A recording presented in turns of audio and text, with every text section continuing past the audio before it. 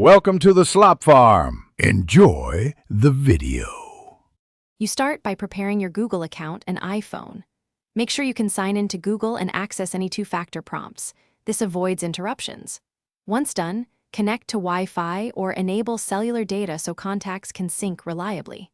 Now open Settings, scroll to Contacts, and tap Accounts. That's where you'll add or verify your Google account. Doing these steps first speeds the rest of the setup and prevents partial syncs that leave contacts missing later.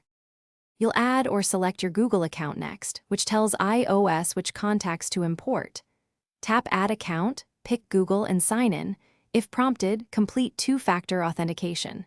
Make sure the Contacts toggle is switched on. That enables contact sync. You can also pick how frequently the account refreshes. Automatic background sync keeps changes current without manual refresh. If you already have the account, simply tap it and ensure contacts are enabled.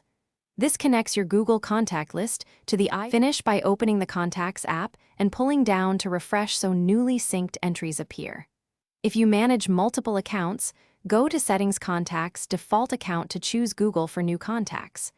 Make sure duplicates and groups appear as expected. Syncing may take a few minutes for large lists. If contacts don't show, toggle Contacts off and on for the Google account, or remove and re-add the account. That usually forces a complete resync and fixes most missing contact issues. Thanks for watching. Consider subscribing if we helped you today.